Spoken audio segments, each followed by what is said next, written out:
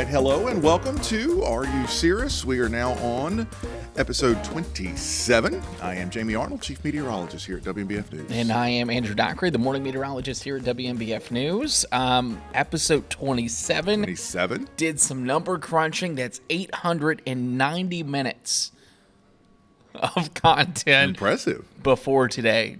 Does it feel like 890? That's a lot of time. No, this is like the best part of the job. Mm-hmm. This is like the highlight of my week.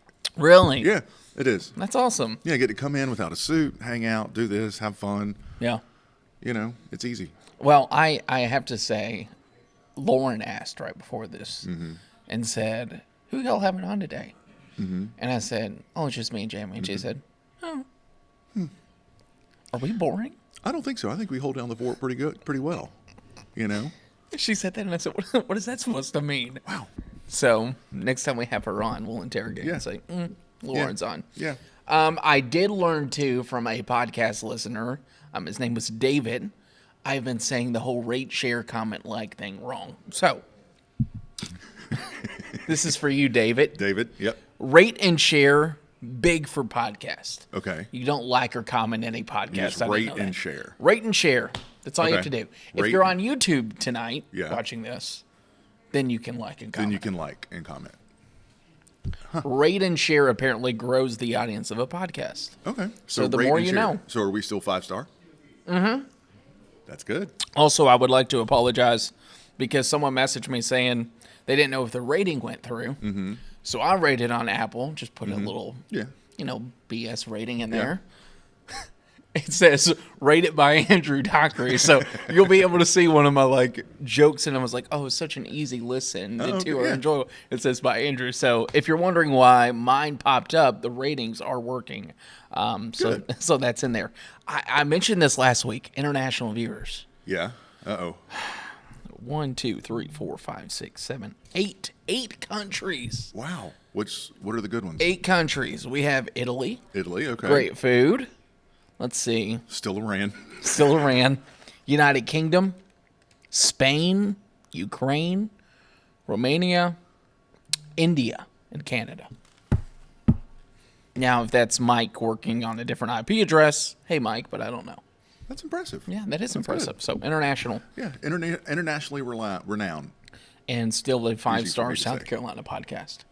So, For weather podcast. Look at that. Yeah, there we go. We got to make sure we put that in there. But yeah, there we go. I did get a couple questions, and after Lauren said we're boring, I thought about this. First off, how's Jamie? Good. You had a couple of days off. Yeah, a couple of days off. Took earlier in the week was off, and I literally sat outside all day. Yeah. That beautiful fall weather. Had a nice chill weekend. Yeah. It's good. Really took it nice. Easy. It was good. Waking up Sunday morning, I left the windows open all night. We had that front come through. And a little chill in the air in the house Sunday morning. Great. The dogs were all cuddled up under the blankets. It was good. And Monday was great. Yeah. There she is. Yeah, By the way, there she is. There's Lauren. We're not boring, Lauren. Not happy about no guests. Yeah, wow. Yeah, not yet, she says. As she walks behind the camera. Yeah. I did think about this when we were talking about the cold front. This type of weather, the rain now, always brings great, enjoyable weather. Yeah. In the summer, the rain sometimes makes it miserable. Yeah. Now it's like, oh, we're tracking rain. That means great weather's on the horizon. Yeah. Same thing with this upcoming weekend. Another front. Those mornings. Oh, yeah. It's good. It's good. If we didn't have Brooks, I'd think about opening the windows and just riding it out. But anyways, here we are. But that brought me to thinking about us. And it's been a while since we've asked some questions to get to know us. We had a couple questions come in, and they were going to be in the Shooting the Breeze box. I was like, they're too good. Yeah. That we need to do them now. Episode-worthy questions. Yes. And we actually have more at the end of the show, so stay tuned. We had 4 that I pulled. I was like, these are too good. Okay. We have to go. Some of them weren't weather-related, so that's one of these. Is there something you always do every day out of habit? Good or bad? That was a question. Yeah. Yeah? I guess they want us to elaborate. Me, one that I could think of every time I get home. Mm-hmm. And this probably attributes to whatever camera angle that is. Every time I get home, I always check the pantry. To see if there's anything new? I don't know why I Things do magically it. appear. I don't know why I do it. And Emily's like, "What are you doing?" And I just sit there. Oh, I'm just looking. Which usually leads to grazing. Yeah, always. That's a big habit for me. Coffee every day. I'm very much a habitual person. Really? I have a routine. Don't mess up my routine because it makes me really cranky, especially my home routine. Yeah. You know, I get up in the morning, I have my 1 cup of coffee, and then when the first cup of coffee is done, I make the bed. And then I go back for my second cup of coffee. I was about to ask, are you a make the bed person? Absolutely. I'm not. Absolutely. No, I can't stand if I come home from a long day's work and the bed isn't made, it ruins the night. Yeah. It makes me stressed. Yeah. Yeah.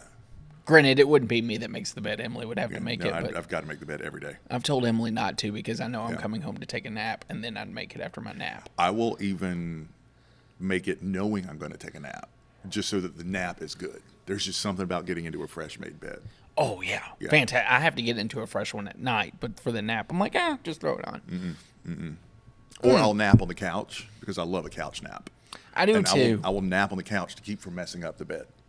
Yeah. And a couch nap, I don't sleep as long as a bed nap. Yeah, because a bed nap, you can count me out for about 2 or 3 hours. So 1 cup of coffee. Do you do the 1 cup of coffee at home even when you do the morning show? I try to. Because that's tough. It is. Because normally my instinct doing the morning show is to sleep as much as I possibly can. So I'll push it to the last second, and then I'm up and out the door. A lot of times my body wakes up like 30 minutes before the alarm, and I kind of enjoy when it does that because I feel like if I can get up, have a cup of coffee for a minute, and just kind of collect my thoughts, the day goes smoother. Yeah. I have a cup of coffee every day, but it's not like a habit of where. It's wherever I happen to get a cup. Like, I have to have a cup. Even if I forget in the morning and I realize, I didn't have a cup, I have to go get it. Yeah. Because then I just crave it. My morning routine is like clockwork. It's up, dogs out. While they're out, I fix the coffee. By the time they come back in, the coffee's ready. Yeah. My nap is always on routine. Yeah. Like, as soon as I get home, take a nap for about an hour. Yeah. And obviously check the weather. I do that every morning. Yeah. That's what I do with the first cup of coffee. Yeah. First cup of coffee is what's new with weather. I'll check out the models, see what's going on, make the bed. Second cup of coffee is like Facebook, Instagram, a little social kind of check and see what's going on in the world. Twitter. Yeah. The more you know. Yeah. Yeah, I'm trying to think if I have any more habits. I don't. Emily could probably tell you all of them, but I don't think I have anything that's crazy. Other than my bad one is checking the pantry. Yeah. Checking the pantry. Yeah. And then usually I make a cocktail at night. That's my other habit. So, a good end of the day. See, I can't do that because I'm here.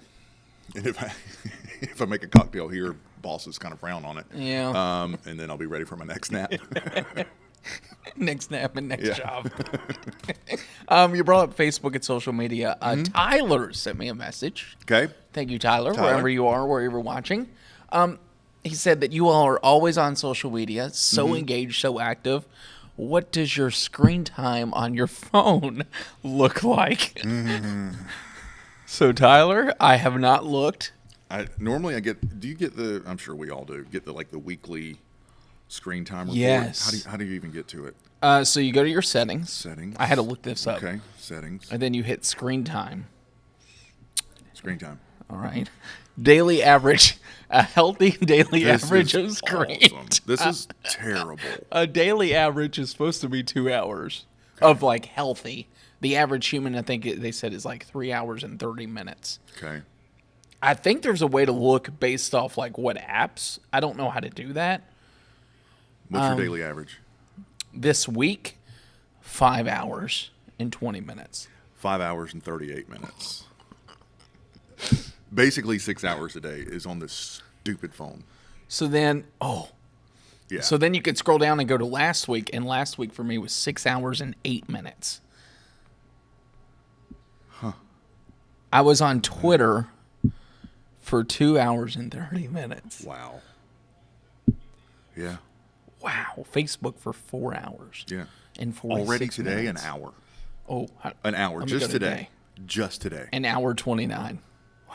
45 minutes on social. Yeah. Which I will say, And maybe Tyler, when you asked that question, you thought it might be higher. I don't know. I feel like that's really high, and now I'm self-conscious. But when we're at work, we're not on the phone as much. Yeah.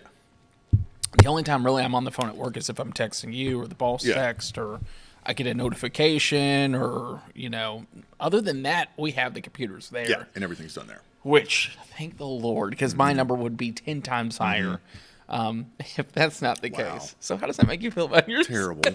Terrible. You led right into it. So, yeah, there's our screen time for you. There's record numbers there. We were thinking about what to do for this podcast. Yeah. And I said, Jamie, we got a couple questions that I have pulled from Shooting the Breeze, which we'll talk about. That's a topic. But you brought up something that we kind of really didn't do. We kind of transitioned to fall right away. Fall season's here, and you said you've been hearing a lot of people say, things about this summer that you wanted to kind of like fact check a little bit. Yeah. What have you been hearing? It was the hottest summer ever. Hottest summer ever. I've just here and there, people, stop you here and there. Oh, yeah, I've heard it. Man, it was the hottest summer. Yeah. I don't remember it being so hot. That heat was so brutal. It was just brutal. It was just brutal. And to me, it was a hot summer, but even our cool summers are hot here. Yeah. All of our summers are hot. All of our summers are humid. So I was like, I'm not normally big into averages and normals because unless it's something crazy. But I was like, should dig into that. Yeah. So we did. We dug in a little bit. This is how we prepare. Look at Andrew's. Look at Andrew's. This is monthly printouts of max temperatures. And now look at mine. A couple of hand scribbled notes on the numbers. Oh my gosh. There's mine. It looks like you're going to go pick up a prescription. Yep, it's basically my grocery list. Yeah, this is my old person habit. Oh. making notes. All right, so what are your notes? So I got July, June, and August, and September. Yep. I got the first half of September. I did June, here. July, and August. Okay, cool. Yep. I'll be honest with you. Looking back at it, not that bad. It wasn't that bad. June, our normal high temperature for the month is 84.8. Yeah. This June, the past June 2023, came in at 82.7. So what's that? A degree and a half ish? Warmer. Cooler. Or cooler. Cooler. Yeah. Myrtle Beach hit the warmest in June was 91 at the end of the month, the 28th. North Myrtle Beach, the warmest was 90. I think the warmest in our area was Georgetown, 93 on June 27th. All the heat was in late June. Yeah, Shocker. June started off really cool. Yeah. Really below normal. Then we kind of kicked it into high gear. It was like a flip switched, and we were in summer. July, and these are Myrtle Beach numbers.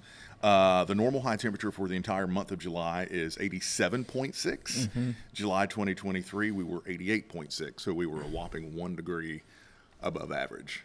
I was looking back, too, on some of those record summers, the record summer heats. Every time it was a big summer season, you always had triple digits in the area by July. Yeah.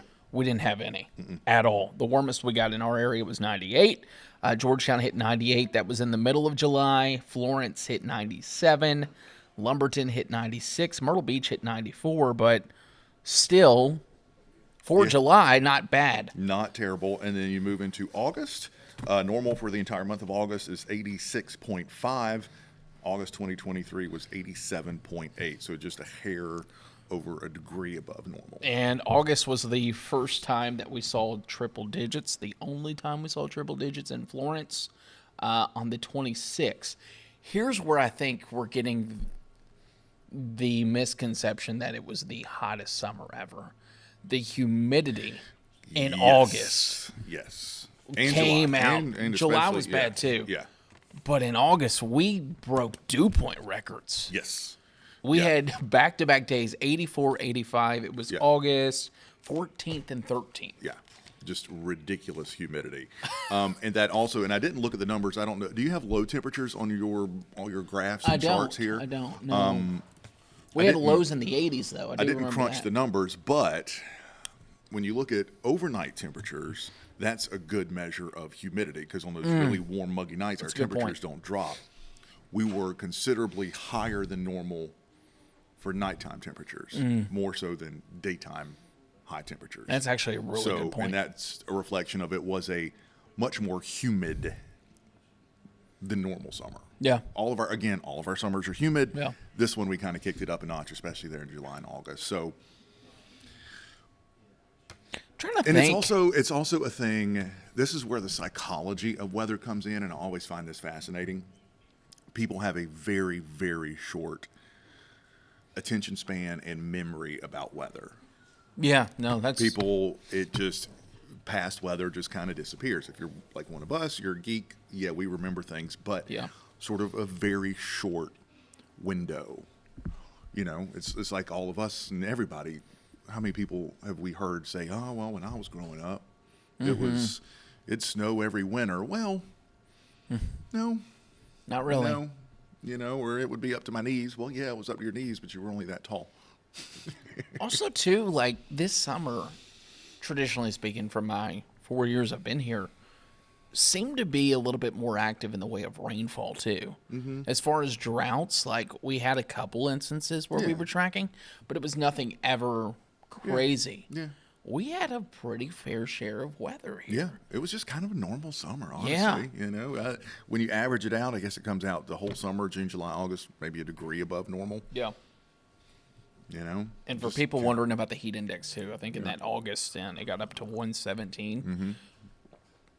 Enough to where you stay inside and then you're good. Yeah, and we get a couple of days every summer where the heat index is 110, 115. Yeah. You know? I'm glad we're done with it. Me too. I can tell you that right now. Summer's my least favorite season. Love everything about like the beach and the pool and all, but that's spring and even like right now. I love summer until July 4th. After July 4th, I'm over it. Is that because of tourists or just? No, just like June is fun. It's hot enough to get outside and go to the beach, but it's not quite that miserable hot yet. And the mornings are still okay too. Mornings are still decent, and you've only been dealing with it for a short time. Like by August, it's just this relentless, endless hell that's never going to end. And you know, it's just never going to end. Oh, but yeah. And summer's fun up until July 4th.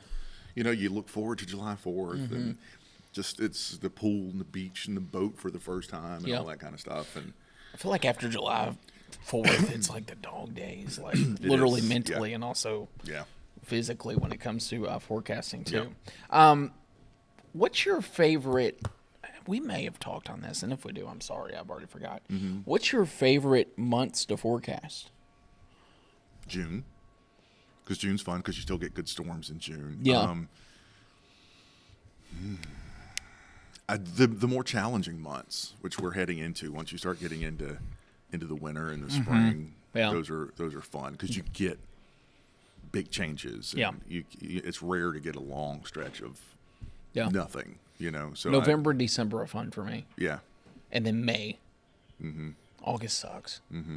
Yeah, and July and August are just, and even September outside of hurricane seasons are the worst. I've always said September, unless you're having a hurricane, is one of the most boring months around here. Yeah. The summer storms stop. It's still hot, but it's not. It's boring to me. It's awful. Yeah. June's a good one. June is kind of like, I feel like out west or even like back home, especially in the plains, everyone looks forward to March, April, May. It almost is like we're a little bit more delayed, if you will. Yeah. May, April, June. Those are like the solid months to forecast if you're an active weather fan here. Yeah. So, speaking of active, I know I promised it. Mitch West, he is still working on dates. We're getting that set up.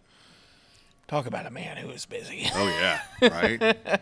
So we're gonna have a surprise with Mitch. We won't tell you that, but there will be more than just Mitch here, which I'm excited about. I did have a question that came in, and then we'll actually shoot the breeze. And it's actually a two-parter. So these were two separate questions. One was from Rose in her bag. of questions. The other was from Donna, and I didn't want this to be a whole episode. In fact, you didn't want this to be a whole episode either, just because I feel like we're the same person. But she said, could you all talk on being certified most accurate forecasts? How do you get it? What does it mean? Etc. Keep it simple, please. Very interested. Donna from Merle's Inlet. I love to keep it simple in there. Well, Donna, we're certified most accurate. That means we're the most accurate. Yeah. How's that simple? Simple. But it's a little more complicated, but it's not overly complicated. No. This makes me uncomfortable as much as we I like don't to like laugh. it. As much as we like to laugh and whatever. Like I don't like to brag and Or same toot person. our own horn too much. Yeah. So certified most accurate comes from a company. Mm-hmm. It's called Weather Rate. Mm-hmm.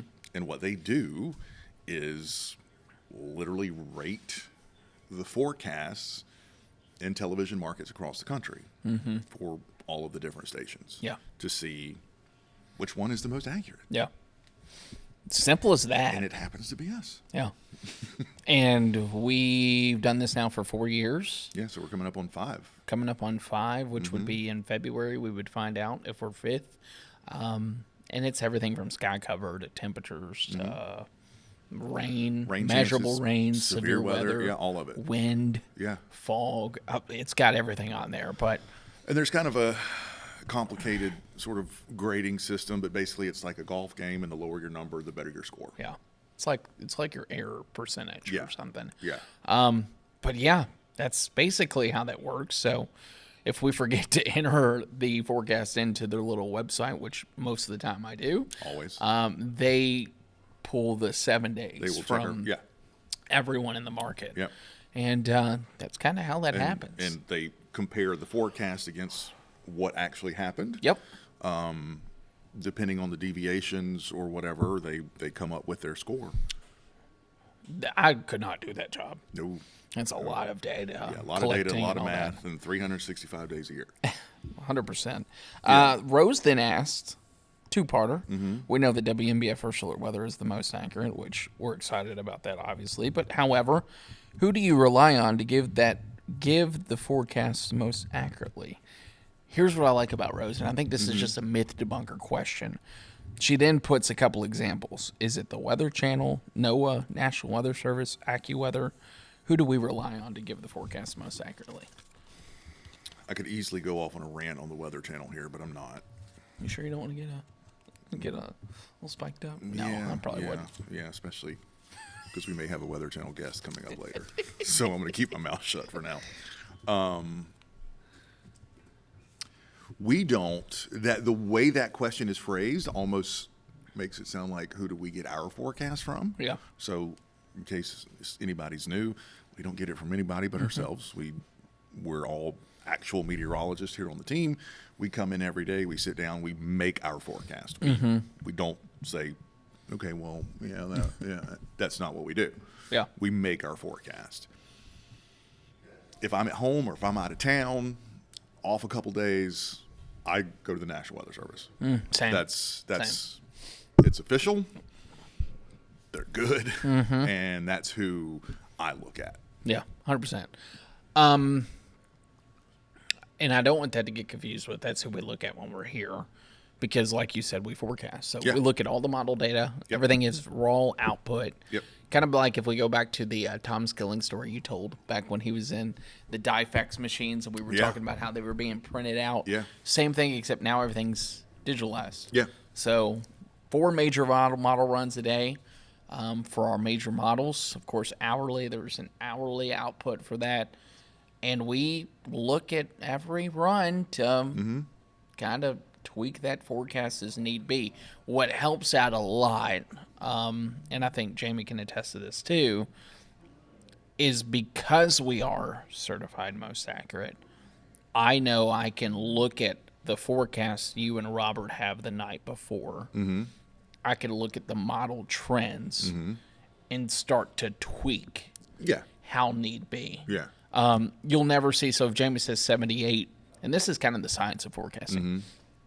Say Jamie says 78, and I see in 3 days, clouds are going to be a big story, and rain's going to keep temperatures cooler, and it's now looking a little bit more active. Instead of going 78 to 68 on the first day, I might start to trim that down, 78 to 74. Yeah. And start to trim the forecast to where we get to that. Yeah. Because imagine if we came in and we did not do that. Yeah. And our numbers were just everywhere. Everywhere, yeah. You're watching in the morning and I'm saying this. You're watching in the evening and Jamie's saying this. It would make no sense. One of the first things I do when I come in is look at your forecast from the morning. So when I come in the afternoon, kind of get a snapshot, I'll have that in my head as I'm going forward, making my forecast for the evening shows. Yeah. And you're right. You never want to make those wild swings. Sometimes, every once in a while, you kind of have to. Something will kind of pop up and, out of nowhere, and you'll sort of have to make a dramatic adjustment. But, yeah, you tend to edge the forecast. And you were talking about all the raw data. We don't just look at the forecast models and then forecast what they say. The art and the science of forecasting comes into knowing this area. The models are good, but a lot of times they miss or don't understand local features, especially with us here on the beach. There's a lot of things that the models can't quite, they're not high resolution enough to get some of the really local influences. Yeah. So that's where our knowledge of the area comes in, and that's where, knowing that this model tends to, let's say, overdo temperatures, this one tends to overdo rainfall, and you kind of, all of that is rattling around in our head as we're making a forecast. Nonstop, too. It always does it. I think of the cool spells we just had last weekend. Models kept saying that we wouldn't drop into the 40s because of the warm ocean just offshore. Yeah. So, for instance, like the lows, every low in Myrtle Beach kept saying 55, 55, 54, 54. And we've been here enough, especially with the northwest breeze. Northwest wind, Northwest wind, clear skies. I think we got to 48. 47. 47. Yeah, 47. So, once again, a model was at one point 8 degrees off. 8 degrees off. Yeah. So that's the beauty of this. And that's one of the things with temperatures here. Temperatures, wind, even rainfall. A lot of times, there's such a incredibly tight gradient in wind and temperatures and rainfall being right on the ocean. The fact that we're forecasting right on the ocean, the models can't resolve that gradient. You go 10 miles offshore, and nighttime temperatures are a lot warmer than they are for us. Daytime temperatures are a lot cooler because the air above the ocean doesn't heat and cool as quickly as it does over land. And again, the models can't. They don't know how to compute it. They can't compute it. It messes them up. Yeah, big time. Yeah. You're almost always, especially this time of year with the warm water still and some cooler air coming in, you're almost better to fudge that and know, like, I know based off what one model output is, how many I need to add to that for a high or how many I need to take away for a low. And until that water gets cool, you're going to have that bias out there. Yeah. So we'll have a little bit of that. All right, let's shoot some breeze. I love it. Hopefully that wasn't, like, too complicated for you all. Speaking of shooting the breeze, I was checking before I came in, and I think we need to work on a future episode for this coming up pretty soon. Mark, our buddy Mark, had a great question about the polar vortex and winter. So I think here before too long, we need to do an episode looking ahead to this upcoming winter. A winter outlook. Yeah, we've kind of touched on it a little bit, but fingers crossed, I'm liking the way this winter's looking. I'm going to say my bold prediction for the winter outlook, but let's do a winter outlook episode because I got a really bold prediction. Really? Okay. Yeah. Okay. Yeah. Yeah, I love it. I love it. Also, while I'm finding a question, this one has absolutely refused to join us for the haunted house. Oh, yeah, 100%. We already knew that. We knew that in the episode. This one was holding on hope. No. You can. I've already bought his ticket. He'll be there. Get a video and let me know how that's going to be. All right. Why does the coldest time of the year align with the darkest time of the year? Obviously, if it's dark out, it's cooler. But is there a meteorological connection? It's seasons. Yeah, I mean, it's seasons. It's seasons. Yeah. I could get really complicated. Do we start with the tilt of the Earth? Yeah, the 23.5 degrees, and yeah. You're right. I mean, it is seasons. And remember, when we talk about this, as our seasons go, that's how our daylight changes. It's why everything we talk about, I'm not going to get on daylight savings time and all that, but that's why the days get shorter. We continue to see longer days as well. The tilt of the Earth drives everything. Everything, yeah. And if you don't understand that, that's meteorology 1. That will be the first thing they teach you. Yes. In meteorology school. Yes. The tilt of the Earth. 23.5 degrees. If it wasn't tilted, we'd have some boring weather. Yeah. But yeah, I mean, let's think just simple. Daytime. Yeah. The length of daytime. Yeah. UV rays coming in. Mm-hmm. Mm-hmm. It's also why we see the cooler seasons too. I mean, think about it. Less daylight, less heating of the Earth. And to take it a little bit step further, let's talk strictly Northern Hemisphere, since that's where we are. Let's not get confused and tell them what happens in the Southern. Let's talk about Northern Hemisphere. The nights begin to get longer. Considerably longer the further north you go. Yeah. So as you head into northern Canada, obviously up towards the North Pole, the nights get longer. That allows temperatures to get colder. Well, those pockets of cold get colder and colder and colder as you head deeper into fall and start to approach winter. And then you start getting those chunks of cold air that start moving south. And it's all driven, again, by that 23.5 degree tilt of the Earth on its axis, rotating around the sun. This is where we really could bring up the whole polar vortex thing, but I'm not going to. We'll save that. But yeah, that's a good one. I didn't think about even talking about the daylight up there or the length of nights up there. I will say one of my bucket list items is to go up there, especially when it's 24 hours of darkness, just to experience it. Oh, yeah. Would love I think I would hate it, but see the northern lights. Yeah. Do all that while you're up there. For sure. So, yeah, not really a big fan of big cold, but I'll go out there and enjoy it. Good question. All right. That's a long one. Ooh, I like this. This is from Rose.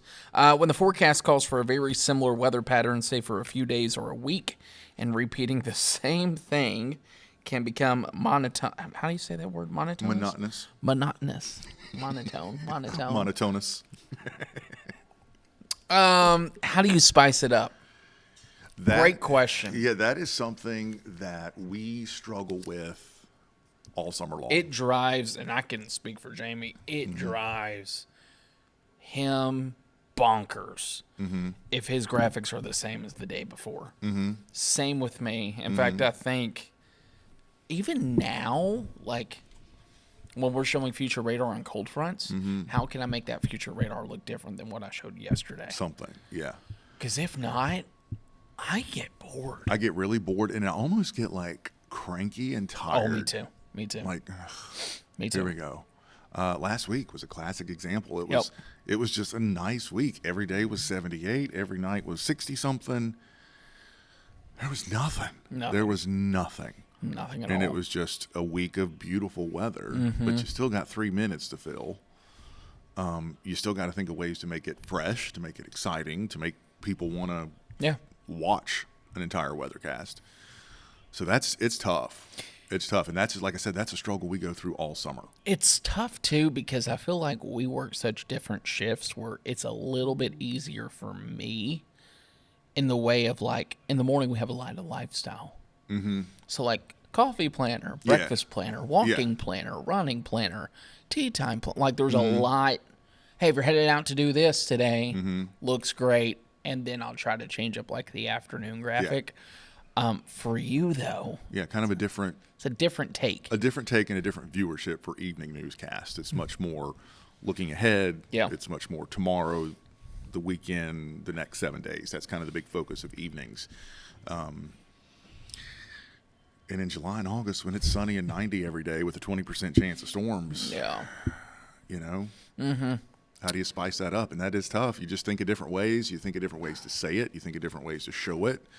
And I also have to remind myself also, though, that it's rare. There are still people that do it, but it's rare that somebody sits down and watches the 6 o'clock news every night. Yeah. So I have to remind myself, just because I feel like I'm saying something for the 1,000th time, to most viewers, they probably don't realize it. You know, they're tuning in and they're doing their other things while they're watching, you know. So I try to remind myself of that. For our Cirrus listeners, I'm going to give you a little secret for me. My news director would probably hate this. Oh, boy. I don't know. I feel like now that, because we have what we call consultants come in and they tell us, you know, there's like a 30-minute retention span wheel. Like 30 minutes, whatever you use there, don't use it again for another 30 minutes. Once I heard that, I changed my philosophy because I was actually making new graphics for every half hour of the morning show. There's 4 of those. Yeah. There's no way I can do that anymore. No. So now what I do is I will do, and then I think you do this now too, where I'll do the first half hour, second half hour completely different. That's kind of my test run. Yeah. 5 to 6, it's my test run. See What didn't flow well? What needs work? Was there a misspelling? Did I, like today I had Lumberton on a graphic twice. I saw that, and it's like, okay, what do I need to do? And then fix that for the 6, and from 6 to 7, that's like, okay, go time. I do the same thing in the afternoons. I do, like, so my half hour, like 5 to 5:30 is going to be what you see at 6 to 6:30. Okay, yeah. 5:30 to 6 is what you're going to see from 7 to 7:30. Okay, yeah. Just it's fresh, but you can't reinvent the wheel for every newscast. You just can't. No. You just Nor do can't. you have the time to build all that. Right. So, I mean, I'm lucky if I could build like 5 or 6 graphics within the morning before the show. Let's hop in here.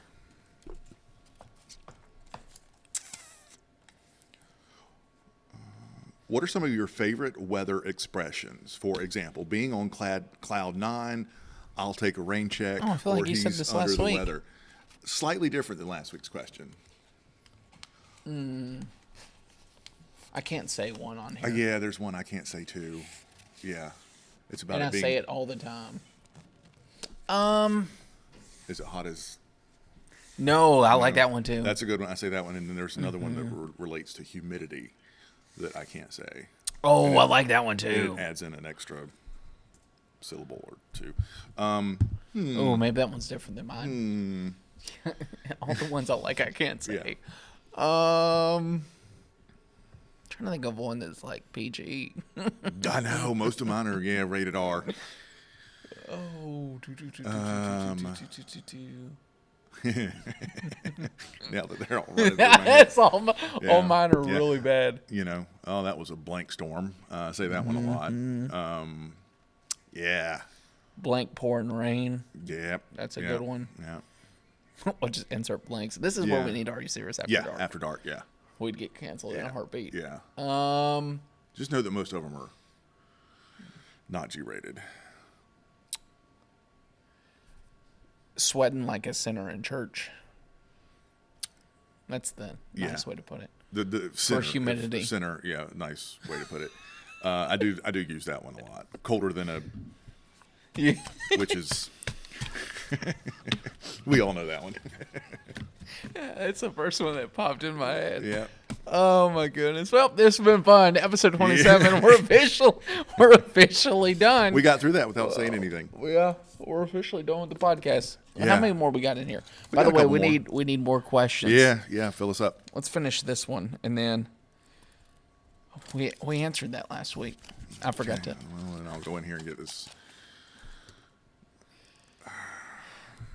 Okay, well, let's take it roundabout back to summer. When it's 90 degrees out and we're standing in the sun, it feels like 90 degrees.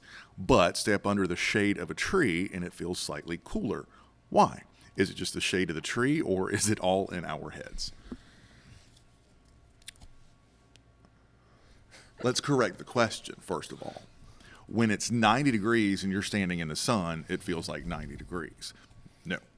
When it's 90 degrees and you're standing in the sun, it feels hotter than 90 degrees because you are absorbing all of those sun rays, the UV rays. So it feels I was going to say, how's it only feel like 90? It feels hotter. Correct.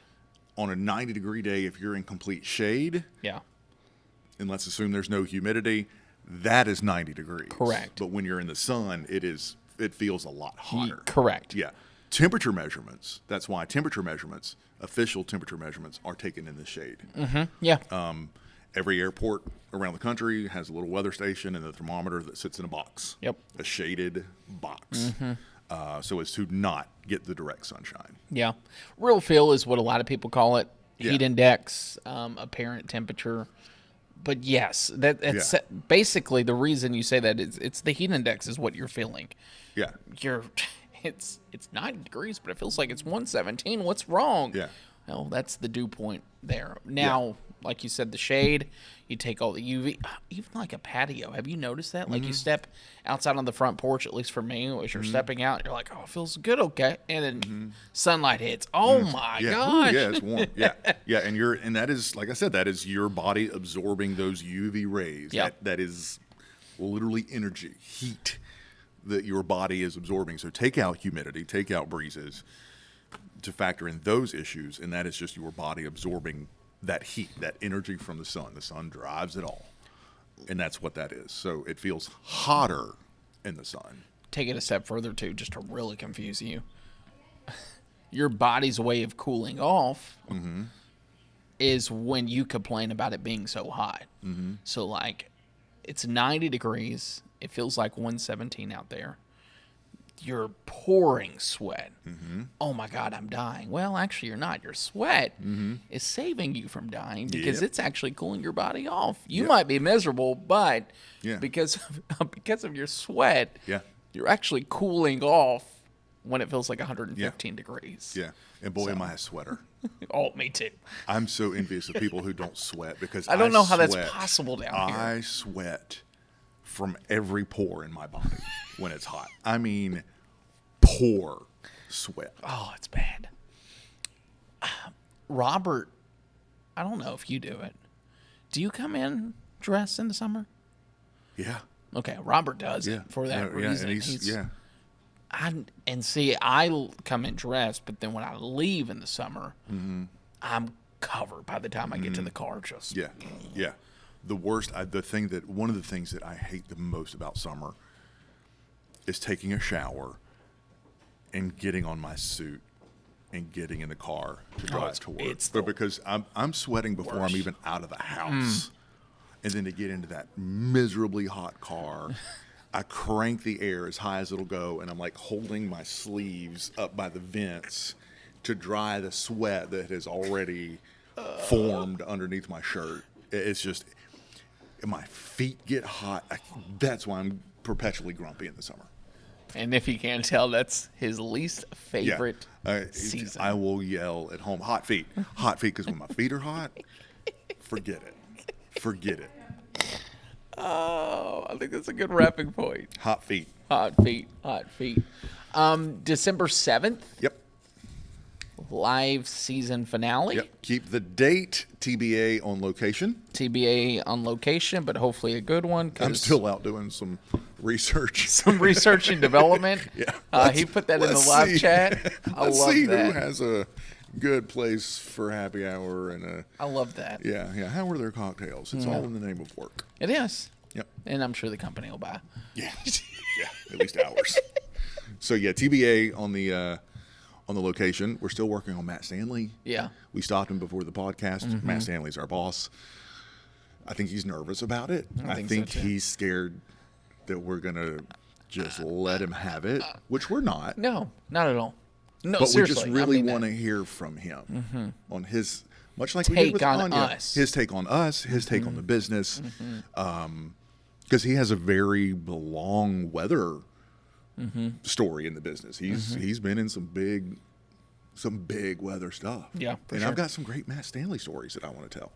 Ooh, that'd be good. Yeah. We may not have enough time for all that. Yeah, he keeps saying after hurricane season, it's basically over for us. Yeah. For We're us. getting to the point to where we can now we can start packing the bags. Yep, put it away. Be good to go. Yeah, Of course, it's so- still going to have some storms out there, but Yeah, so I'm gonna sweet talk him this week and see what we can do. cool. Trying to think if there's anything else. Yeah, I don't know. More festivals this weekend. Enjoy. Yeah, come out and see us. Trying to think if there's. I don't think there's anything. Send in your questions, Yes, please. We need more. and we'll also start working on the winter outlook. Yeah, I like that. I like I that do a too, lot. and I'm excited about your bold prediction. Yeah, That's it comes with the title snow. Okay. So Okay. bold prediction of snow. All right. Yeah. So that's all I'll say for now. I've just been looking at some stuff. Whether, see, here I go again. We're supposed to be wrapping this up. Whether it's a cold, wet, maybe a little icy, snowy winter, or is it? It's going to be wet. I think we can pretty much. I think we can pretty much guarantee wet. Yes. Is it cold and wet? Yes. Which opens the door for a little ice, little snow. Yep. Or is it very back and forth Yes. and wet, which could potentially open the door for a much more active, severe weather winter? Correct. That's the question for this winter for me. And it looks like, just based off some of the latest data, that it could start as one and switch to the other. Yeah, which is fine too. Which is, I'm all Yeah, for that. Yeah, if we're going to do it, let's do it. I think we might have a shot for Yeah. at least some wintry precipitation. Yeah, yeah. I feel better about it. We'll Yeah. see. But yeah, we'll have all right, let's wrap it a up. bolder pick. Anyways, Yeah. that does it. That Episode is- 27. that's it. Thanks, y'all.